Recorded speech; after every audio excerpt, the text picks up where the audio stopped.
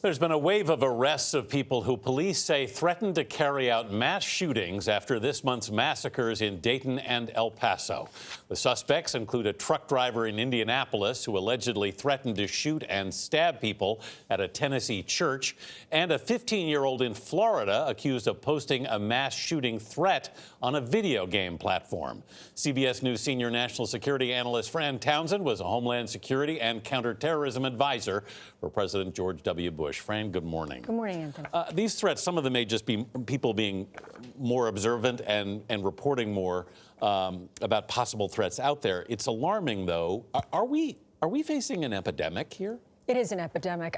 There's no question there's a rise in anti-Semitism, racism. We're seeing these attacks not only in the United States, the rise, but also in Europe. I think what we need to understand is many of the lessons learned about fighting international terrorism apply here domestically, right? You see something, you say something. And so if it's a young person, it's your teacher, it's your classmates. If you're an older person, it's your spouse, it's your community, it's your employer.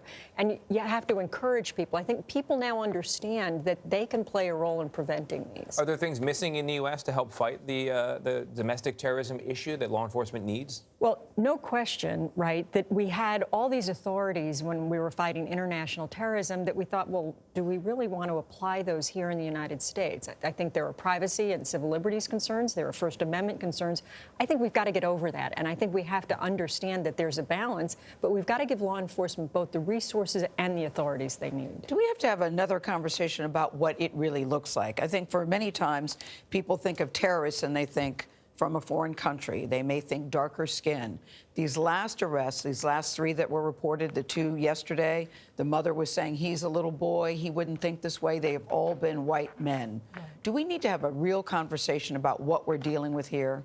Let's be honest, Gayle. Look, I think when the terrorist is a white person, we tend to make excuses, right? Oh, they're crazy. Yeah. They're crazy, right? As opposed to saying if it was a Muslim, they're a terrorist. We have to label this for what it is, and we've got to be honest and not make excuses.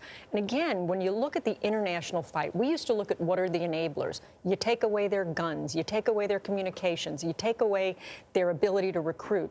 While domestic terrorism isn't as hierarchical and organized in that way, there's responsibility both to take away their guns, right, and make that less accessible, to have social media sites where they post these hateful manifestos, take those down and notify law enforcement. What does law enforcement need to get at these things that they don't have, that they have maybe in international cases, but not domestically? So, I mean, this has got to do with surveillance capability, subpoena capability, all of that. I think they've begun to shift the resources because they see the increasing problem. But I think at the federal level, they've been slow to do that. I think at the local level, where police officers are responding to these incidents, there's been a quicker shift. And so I do think it's also a matter of... I'm struck by the mother with the little boy who said, he's a little boy, he wouldn't do that, he's not crazy. But all the experts say there are specific warning signs that we should be looking out for. That's exactly right. So they will post things on social media. They will actually say to classmates or to family members that